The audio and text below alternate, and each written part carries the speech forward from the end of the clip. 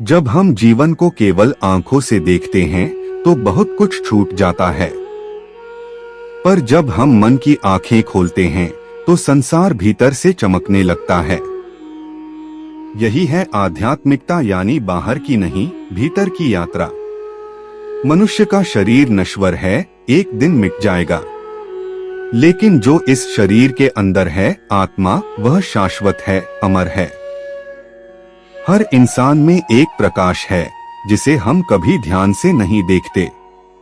हम दूसरों की कमियों को जल्दी देख लेते हैं, पर अपने भीतर छिपे प्रकाश को देखने के लिए साहस चाहिए। हम दिन भर भागते रहते हैं, पैसे के लिए, नाम के लिए, सफलता के लिए, लेकिन जब रात को सिर तकिया पर होता है तो आत्मा एक ही प्रश्न पूछती है, क्या तू अपने आप से जुड़ा है? असली सुख बाहर की चीजों में नहीं है। असली आनंद तो तब आता है जब मन शांत होता है, जब दिल हल्का होता है और जब हम ईश्वर को अपने भीतर महसूस करते हैं।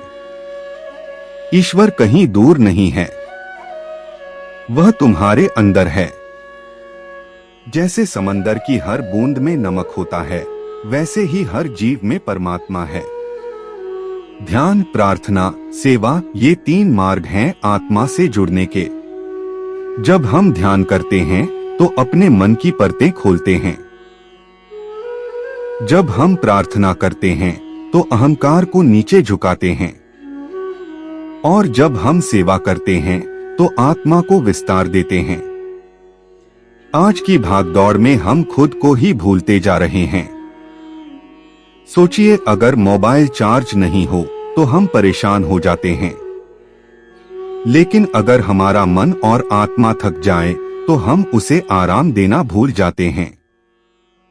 आध्यात्मिक जीवन का मतलब त्याग नहीं, समझ है। इसका अर्थ है हर पल को जागरूक होकर जीना, किसी से प्रेम करना, बिना स्वार्थ के मदद करना, अपने गुस्से और लालच पर नियंत्रण रखना, यही सच्चा ध्यान है। जब हम अपने भीतर के ईश्वर से जुड़ते हैं तो दुनिया बदलने लगती है। ऐसा नहीं कि दुनिया बदल जाती है, बल्कि हमारी दृष्टि बदल जाती है, और वही सबसे बड़ी शक्ति है।